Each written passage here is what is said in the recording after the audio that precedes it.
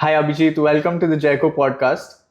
Hi, Clinton. Nice to be here. Thank you. We loved having you. And also, guys, this is Abhijeet Mukherjee, founder, author of 7 Rules for a Calm Mind in a Chaotic World.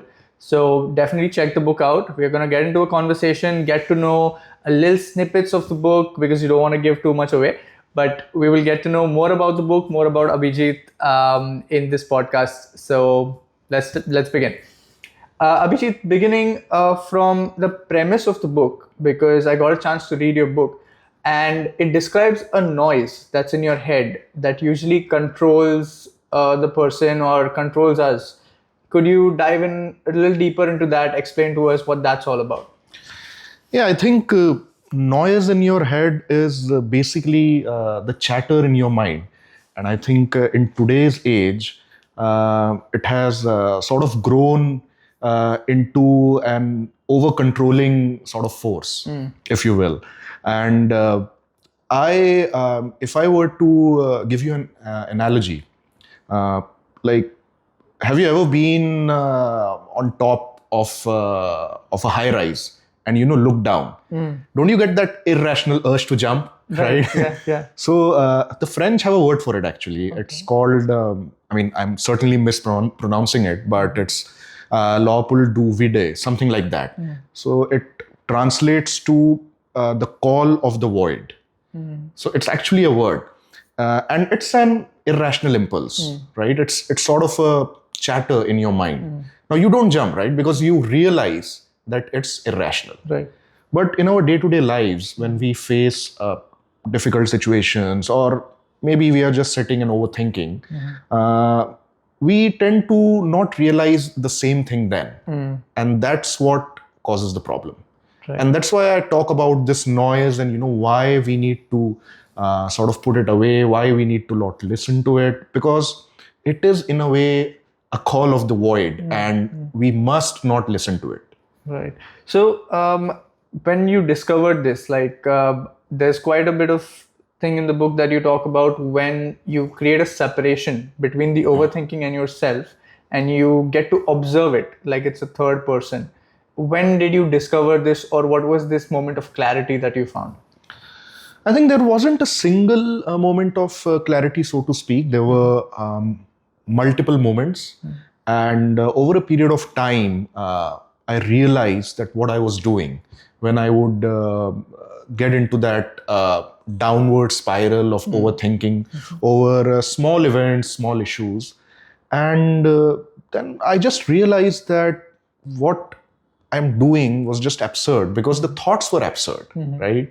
And so in the book, I give an example of just thinking that you're a white elephant, right? I mean, you can think about it for days, for weeks.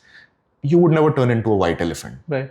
So then why do we believe that whatever we are thinking will come true, good or bad, right? Now, so when you see yourself getting caught in such a loop, my advice is to break that pattern by thinking of something that's truly absurd. And then suddenly realizing that, oh, this cannot come true, then what's the point of thinking what I'm thinking? Right. And now I would also say, because sometimes people take it the wrong way. People are like, because if one thinks positively, if one thinks good thoughts, it is sort of a factor, a motivation factor, right? You can self-motivate yourself. You can be goal-oriented, and that's fine. That's fine. What I'm talking about is involuntary thinking. I'm not talking about voluntary thinking. Like, if you think with a purpose, then chances are that you would think the right things. But when you're not thinking with a purpose, when you're just overthinking, that's when you have to break that loop. And the way you break that loop, there are multiple ways to do it, but one way to break that loop is to think of something really absurd, that think of yourself as a white elephant, or just flying above the sky or something. And then immediately becoming self-aware that it's just absurd, and I should just stop thinking. That's a very effective way to sort of break the loop, like you mean in the book as well.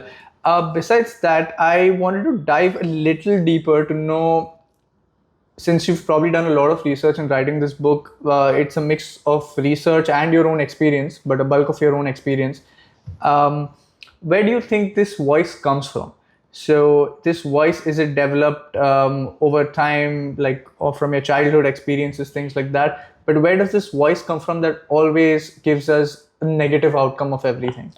So I think we humans, we are, wired in a way that we are sort of a little anxious, a little cautious, and because the way we have evolved is that we were always looking out for predators in the wild.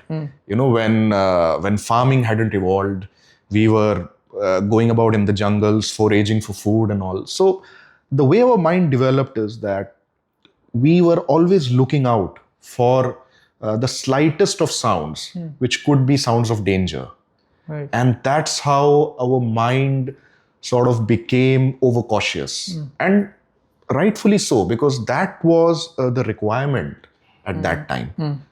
But the same thing is not true today, right? I give an example that suppose you are alone at your home and you watch a movie at night and you decide to be a little adventurous and you choose a horror movie.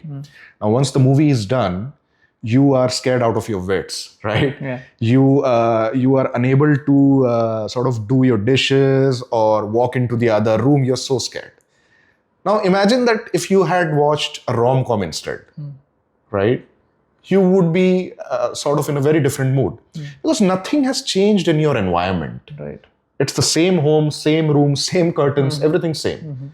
What changed was that your mind saw danger and it thought that maybe danger is really around. And then your mind went into that cautious loop. Right. So this voice, it comes from first that practice of sensing danger, even when danger isn't around. Maybe there is that fake danger in the form of a horror movie. The mind is not able to separate that. Right. So then it sort of tells you that, okay, you are in danger and you should be cautious. And the way it tells you you are in danger is to get you into that loop of thinking. And then, it could be all kinds of sensations in your body. Now you have to realize that this sort of panic that is settling in, this is not a real thing. And now some people are more prone to this. It also maybe runs in your biology, right? At the end of the day, it's just chemicals in the brain, right? So there could be genetic factors.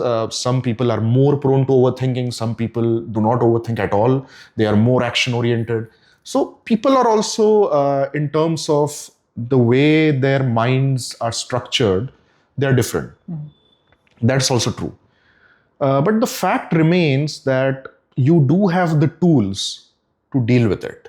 You do have the tools to deal with such anxiety or panic attacks, right? And you have to realize that you have the power over your mind. Your mind is not your master. You are master of your mind. So when I keep saying your mind, you, so I am consciously separating you as an entity from your mind. Right. Right? Now this you can call it your consciousness, you can call it, if you go to the scriptures, Atman and all those words, there are multiple terms. But separate yourself from your brain, from your mind, and then realize that you have the power over it, and then take action. Right. This is super insightful, guys, because honestly, Abhijeet, I would say I never thought of things in that particular way. Like evolutionarily, we were programmed to be able to sense danger, and that's what we exhibit today with our anxious feelings and thoughts that we have. On that note, specifically, I wanted to check. Now, let's say if we've had something along the lines of an imprint on our mind, we would say from evolution. Why haven't we evolved out of it? Considering humans have not had to face that kind of danger for so many years in a row, why have we not evolved out of it, outside feeling danger? Because like you would say, anybody nowadays, we don't have that kind of danger out there and not had that kind of danger for at least 100 years. the same kinds of dangers. So why have we not evolved out of it? Well, this is a very difficult question to answer. Like, I'm not an evolutionary biologist, but if I were to take a guess, I would say that there are still dangers because we are wired to survive. And our mind is wired in a way that it has to ensure the survival of our species. Right? So I think some amount of that structural thing will help. It does help. The only problem is that when it goes overboard, Right. that's when we have to sort of rein it in. But the fact that there is a bit of that in our mind, I think it is good for us. It is good for the survival of our species, because at least when we will sense danger, we will know what to do. Right. We would know what to do. Yeah. So I think that's the reason why, but I don't know. There could be other reasons which I'm not aware of. Right. I think this is a great thought exercise, honestly, because I don't know what it would look like if humans evolved out of feeling anxious, and then how that would play out in the world. Maybe we will. Who knows? Like the way AI is currently sort of taking over the world, I think eventually we might come at a time when, imagine that road accidents and dangers on the road are abound. Right. Everywhere around the world. Now imagine a time when there are just self-driving cars on the road, right? So obviously accidents will be minimal, because all the cars would be connected, and maybe you wouldn't even need the windshield or anything in the car. You would just sit inside and have your food and maybe watch TV before you reach your destination. So I think there might come a time when you're walking on the road, your mind will not bother to sort of look both ways or look around, right?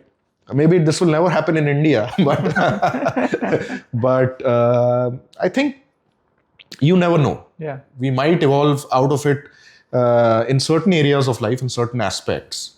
But the way evolution goes, it is it tries to ensure the survival of the species. So there will always be a cautionary element in the way it evolves. Right. That's super insightful as well. Everything right now, everything, guys, that I'm listening to coming from Abhijeet is something that I've never discovered before. So this is kind of a personal treat where I get to ask him whatever questions I want about even my overthinking. So another thing, I was just reading a book recently. I read in the book, it says psychology is biology. Right. So you have something very similar in your book as well, where you a chapter called Take Care. You mentioned that if you take care of your biology, it kind of dictates how your psychology is, or the kind of thoughts you get, or the kind of feelings, and how you can manage anxiety through that. So if you could tell us what's your experience on that in terms of what tricks that you've seen that you can do in your biology that kind of affect your psychology. I think this is it's an interesting way to put it. Psychology is biology. I like it quite a bit. And I think this is sort of a more recent take on this issue. If you read very old books on this subject, I think previously psychologists would focus more on the mind, and they would not tie it to the body. Like, Freud focused on the dreams and all those sorts of stuff. But I think recently scientists have started discovering that the way mind shapes your body is almost as much as how the body shapes your mind. What you do with your body also affects your mind. And this is a big thing because one important thing when you are feeling very anxious, or you are in the midst of a panic settling in, a great thing to do is just start moving. Just get up and move. You could sort of go for a run or just move about. Like, let your mind distract itself and start focusing on the body. Right? Okay.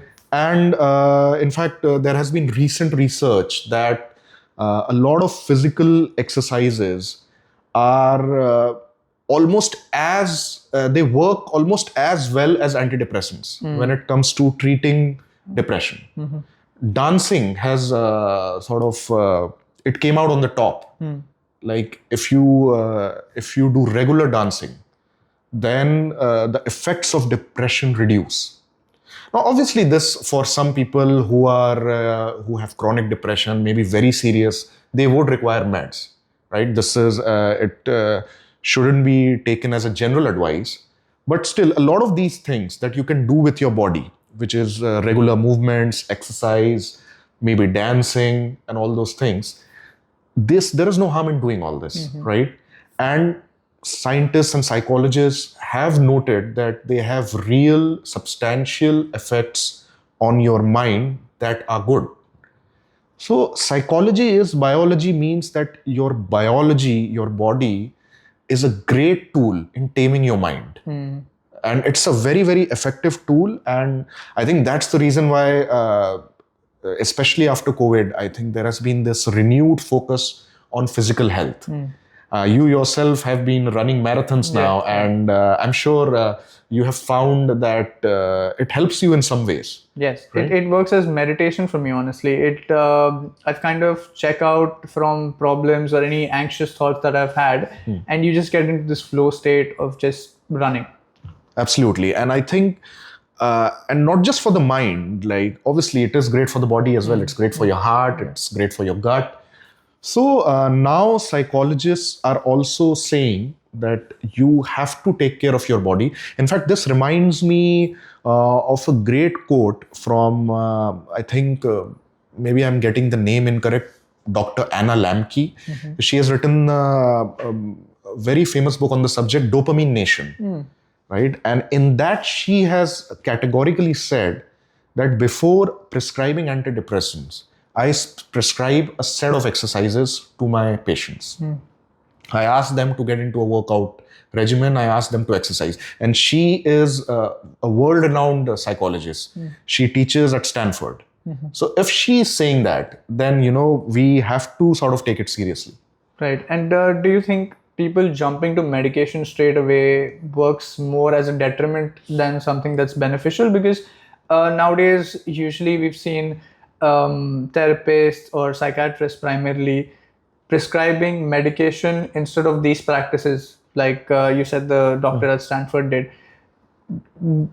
How would it benefit people to first jump into an exercise regimen? You've probably had that kind of situation as well, that you've gone on to something new and it has given you new mental benefits as well as physical.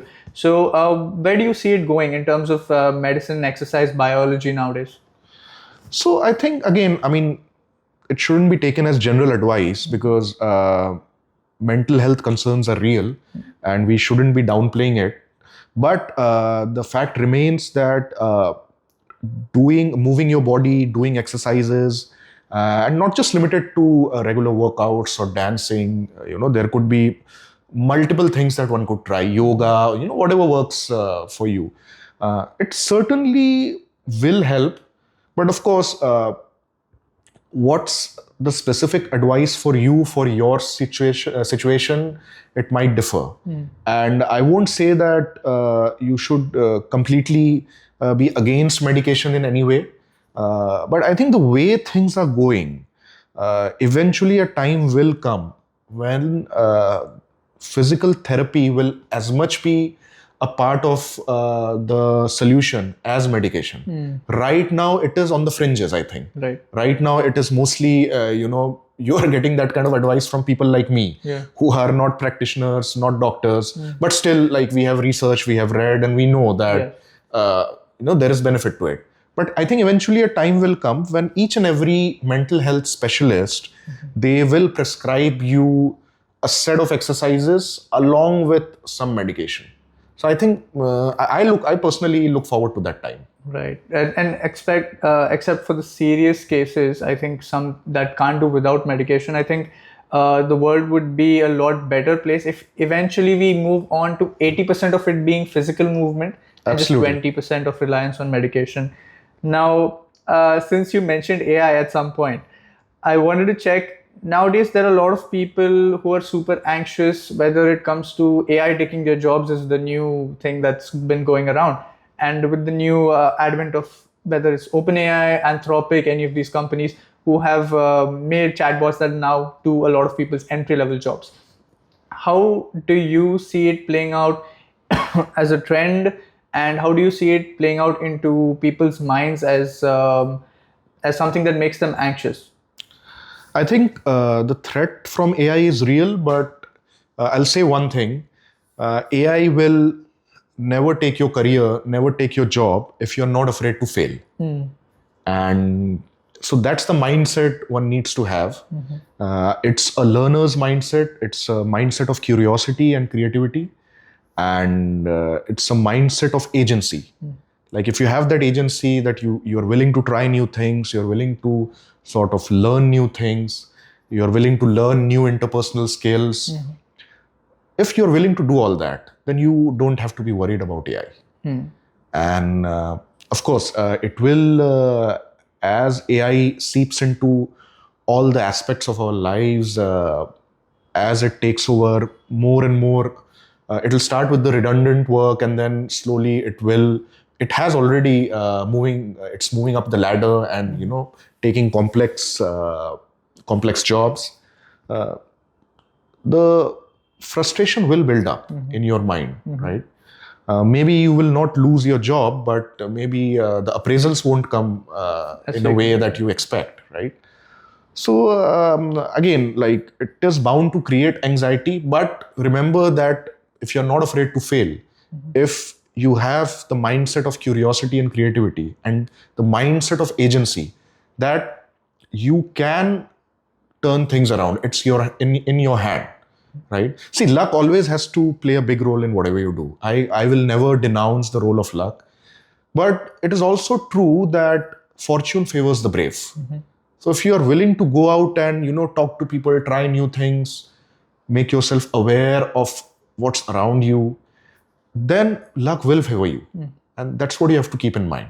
Right. Besides you being an author about something that's hugely beneficial, a huge contribution to the mental health overall, besides that, you've also been a founder.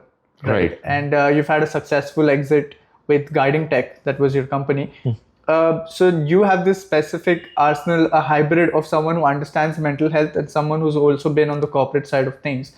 So again, going on to AI, I just want to ask you that if somebody is anxious about their job, as a founder, as somebody who has had a successful exit from the startup world, what specific advice would you say? Like, I understand you mentioned about continuously learning, but if someone's anxious about their job, what step ups can they take so that AI doesn't replace their job eventually? See, I think the first thing is to stop overthinking about it because that is not going to help. Whatever happens will happen. So I think first thing is to stop thinking about it and taking action. And one great thing about taking action is that it automatically reduces your stress levels. And that's why I said that when you feel anxious, when you feel the panic coming on to you, get up and move, take some action. And take some action in the literal sense, right? You just move your body and, go out and do something. Similarly, if you're worried about your career, worried about your job, take action. Maybe start looking out, checking out, talking to people and trying to see what kind of impact AI will have. Maybe working with AI, right? If you learn the tools, then maybe you will become indispensable because you will know how to use AI and how to use the tools, because people will still want folks who know how to use AI, right? So, so I think this has been like, the trend since forever. Like, people thought that TV would replace radio and then, this will replace that. I mean, the fact is that books have still survived and now actually, people are buying more books. So I don't think that AI will completely replace everything about everything or every aspect of your job. Maybe it could replace a certain aspect. So maybe you master that. You master the tool to see how you can work around it and work with it. So these are, depending on what your job is, what kind of work you do, there could be several such kind of actions that you can take. The challenge is to get out of your mind and take those actions, right? Because we sort of get caught up in those loops of thinking that, oh my God, what will happen? Yeah. So I think the challenge is to get out of the mind and do that. And once you start doing that, you will stop feeling anxious and you will feel better about yourself, because you will feel that, you know, you're on the right path. Right. You may not know where the path will lead you, but as long as you are on a path which you know will lead you somewhere, you'll be less anxious. Right. Right. So it's what I'm hearing is go in the right direction and actually go in the right direction. Don't just think about going in the right direction. Right. And in fact, go in any direction as long as you have an inkling that it may be right. Right. It may not be the right direction. The direction might change on the way. You have to be flexible about it. You have to be open to adapting, right? But just first take the steps. Yeah. You know, start taking the steps. So, when you lead, usually as an ex-founder as well, do you recommend an action first approach or a planning and then action first if you had to choose between one of them? I would say that you start with the bigger picture, because I think an overall vision, a bigger picture is important. It sorts of gives you the pointers that where you are headed. And then instead of getting into the nitty-gritties, you get started and build it on the way, right? Because action, as you start taking action, you will know more about everything. And then your path will become clearer. Start with the bigger picture, start with the vision, and then take action, and then, you know, build it along the way. Because we've seen a lot of people,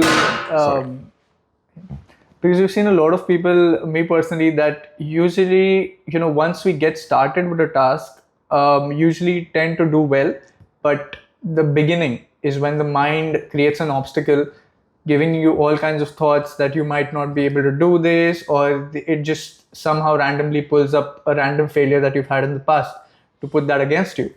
Have you had any kind of moment that this has happened, and how do you combat that? I think I have had many such moments. The life of an entrepreneur is such that it's a roller coaster. One day you're happy because you've closed a deal or you've made a huge sale, and the very next day you feel that you're spiraling down a hole because something or the other has gone wrong. So yeah, I have had many such moments. And so there is a thing called anchor point, which I talk about, and that is a way to ground yourself. It could be a physical exercise and activity. It could be running, it could be drawing, it could be writing, anything. But it has to be a physical thing. It cannot be watching television, right? So an anchor point is that every day you come back to that activity, no matter where you are in the world. And for those moments, you forget everything. And I think this is an exercise that grounds you. And then you can again start thinking about things anew. And you'd be able to develop a better perspective. And I think this is a great way to sort of bust your stress as well. So this is one way, and this is something that I employed, because I would walk from my office to a cafe every day. That was like, I think, a 4-kilometer walk to and fro. Wow. So every evening I would do it. I would walk there and I would sit with a cup of coffee. I would write something in a diary, and then I would come back. And maybe I would listen to podcasts or music on the way. But this is an exercise that immensely helped me. I saw that, you know, it would stop the running thoughts in my mind about, you know, what could go wrong, what has gone wrong. So I think if you are in a high pressure situation, or if you are in high pressure jobs, then you do need such an anchor point.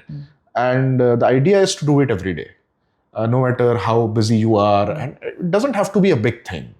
It could be like, you know, writing a page or doing a bit of drawing, whichever, like whatever floats your boat. Or it could be like maybe spending 20 minutes running on the treadmill, something like that. So I think, yeah, I mean, developing such tools certainly helps. Great. I also want to know, because I have this specific question also, definitely listeners and readers at home.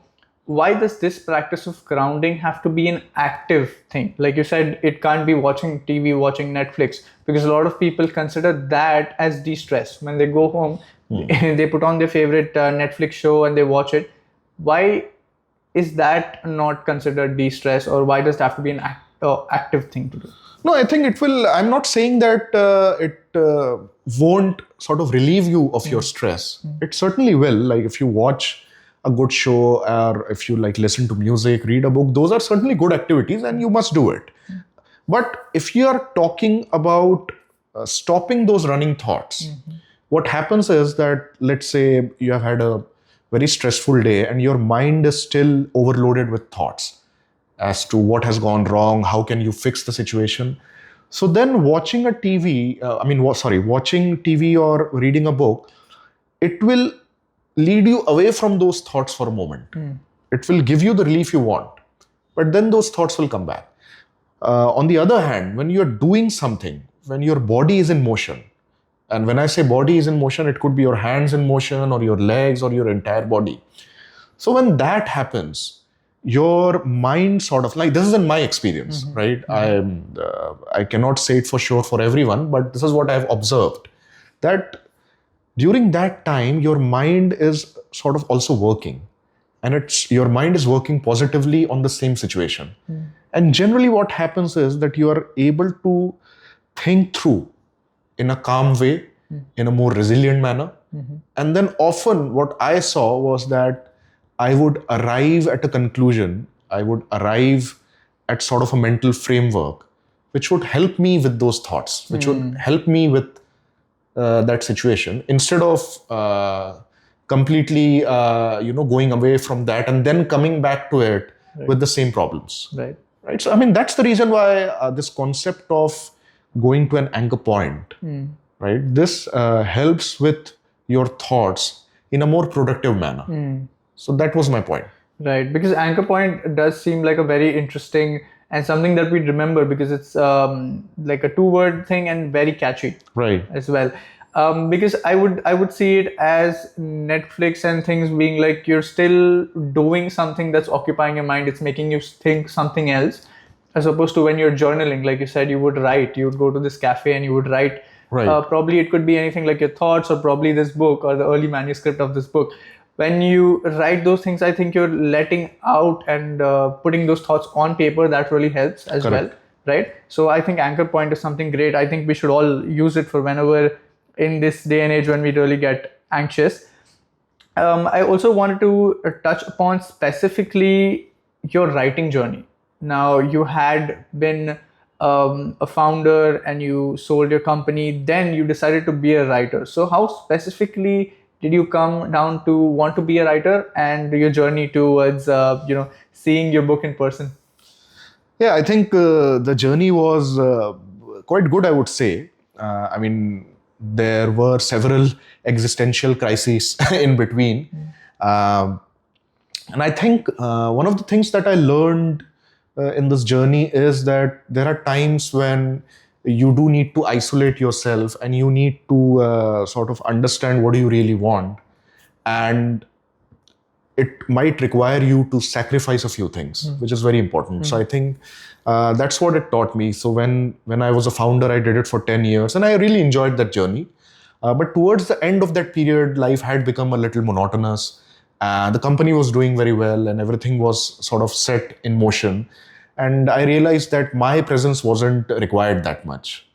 So then, of course, I sold the company, and then I was in an existential crisis. What next?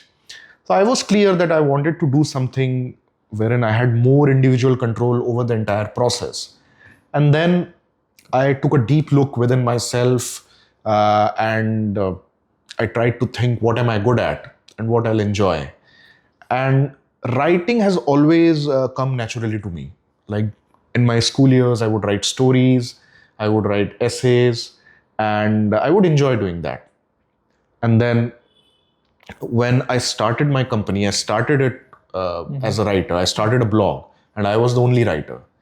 And then eventually I hired a team, I hired editors, and it became a full-fledged digital publishing company. So writing was always something that was part and parcel of whatever I did.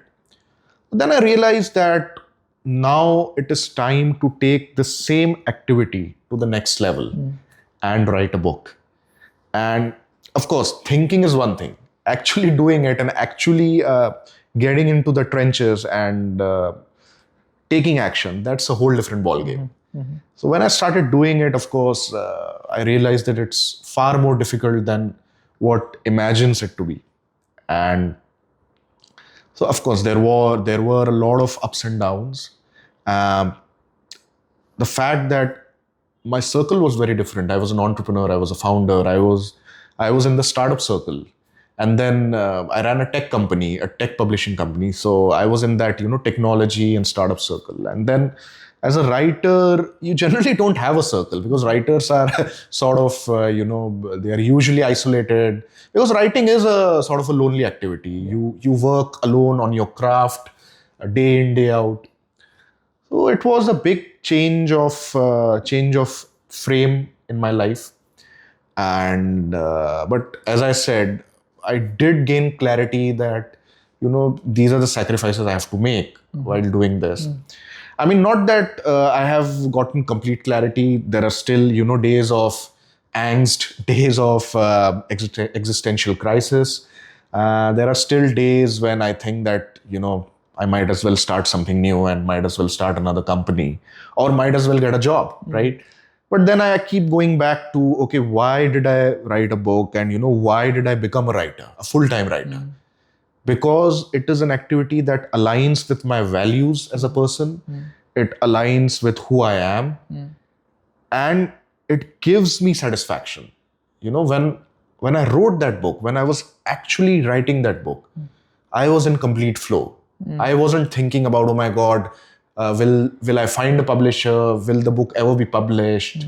Will it work? I wasn't thinking about those things. I was just focused on writing it. And that's a great thing, right. Being in that kind of a flow state, that matters. And you may not be enjoying every part of the process. No job is 100% enjoyable, right? But so, Mark Manson, he has written a lot of self-help books. He is a very well-known in this industry. And he has this phrase called, decide the shit sandwich you want to eat. Because you will have to eat it. Yeah. So I think that's the thing. Like, you have to sort of understand that there are certain sacrifices that you'll have to make. If you decide that there is a certain path you'll be on. And with rose come thorns, right? So that's the thing. So yeah, I think it was an interesting journey and it continues to be an interesting journey. I get to do things like this, which is really fun. But other than that, I think, I hope to write many more books and I hope to continue to do this for a long time and become better at it, because writing is a craft where sky's the limit. Right? So I think that's what I hope to do. Yeah, I've met a lot of authors, honestly, Abhijeet, but I haven't had anyone describe the writer's journey so as clearly as you did. And diving a little deeper into specifically the writing journey, right? There's this book by Steven Pressfield called The War of Art. Right? A lot of us probably, I've had a lot of people talk to me about The Art of War, but guys, you should look this up, The War of Art. It's a great book and it talks about specifically practices that you do, specifically writing, and how the resistance in your mind, kind of call it writer's block, call it the negative voice in your head that doesn't want you to do the activity. Had you faced resistance at the time of writing? Because you mentioned it came naturally to you. So I was just trying to understand, is it that you had lower degrees of resistance, or did you have as much resistance as, they say? So first of all, it's a great book and I have read The War of Art. And he talks about that resistance which will always try to pull you back. He advises that you just maybe go to a sort of, tree house or something and just start writing. Because that resistance will always try to pull you. And this is true. Whenever you are trying to take that action which is important, that action which will define you, or that action which you know that you have to take, you will be bombarded with all kinds of thoughts. Thoughts which will tell you you're not good enough, you shouldn't be doing it, there are better things to do. Maybe you have been procrastinating on something else, do that first. Yeah. That's quite common, right? Yeah. In your book, you've talked about Rule 5 that says consume mindfully. So could you dive a little bit deeper into consume mindfully to tell us what that's about? Yeah, I think digital consumption is a big reason of restless mind these days, right? So when I'm talking about taming your mind, we should also tame our social media habits. And when I say consume mindfully, I mean that we must not give the control over our mind to all the social media tools like, Instagram, Facebook. We keep scrolling, and before we know, a lot of time has passed and we feel drained generally. So the way I tackle it in the book is that I ask people to sort of define the time when you would scroll, because just asking them to stop doing it doesn't make sense. We are living in this world now, so we better manage it rather than trying to eradicate it, because I don't think we can do that. So do it for a set number of minutes every day, maybe in the morning, in the afternoon, in the evening. You could tie it to certain things that you do every day. Let's say you decide to scroll for 10 minutes after you've had your breakfast, and then a little bit of scrolling after lunch or with evening tea. So the way, what it does to your mind is that it gives it a structure. Your mind knows that when you will do random scrolling. And I also say that I am not completely painting it as bad, the scrolling, because a lot of times, there are these funny reels, funny content that make you chuckle, make you laugh. They give you that fleeting joy, which you need sometimes in our hectic days. Yeah. So consuming mindfully means that you know what you're doing online when you're going online, be it random scrolling or watching videos or whatever. You are self-aware while doing that, and you bound it in you time bound it basically, and you are aware. So that's what I mean by that. Yeah, I think building upon what you said, have you heard of bloom scrolling by any chance? Oh, I haven't. What is this? Yeah, so there is doom scrolling, of course, Right. that they consider the junk food of scrolling. Right. But there's also broom scrolling where you kind of designate or design your feed such that it helps you in life. For example, you just have motivational content and you only like and save, which kind of reinforces the algorithm to just show you stuff that might help you in life. That's quite interesting. I'm not sure how much of that is possible, considering the algorithms, they pretty much control our consumption habits these days. But yeah, if you keep liking and sharing content like this, then you will probably be shown the same. Yeah. But I'll tell you what, now the algorithms are also becoming smarter, because what I am seeing these days, especially I would say on my Twitter feed or my X feed as they call it these days, that it is keeping a mix of both the kind of content I want to read and the kind of content which is which presents an opposite view. So the algorithm has also started doing that. Right. So I think it's good in a way. Eventually or in the end, one has to time bound it. I think that is very important, because you have to stop yourself from getting sucked into that. I think that should be the priority. Yeah. I think I'm pretty guilty of having doom scrolled quite a bit, and before you know it, 2 hours have passed, like you mentioned. Right. And generally we see that once those 2 hours have passed, we feel kind of drained. Right? We feel there is that exhaustive feeling inside us. And why is that? Because you're giving those quick dopamine hits to your mind.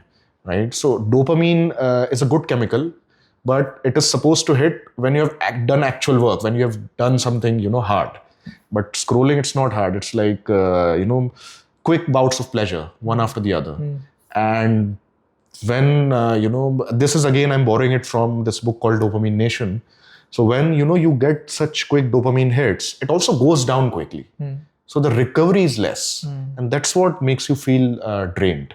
Wow. That's an interesting way to put it. Yeah. I also wanted to know on more about, since you were a founder and now an author, and this book is primarily about how our mind plays tricks on us, how the anxious feelings come and go, all of that.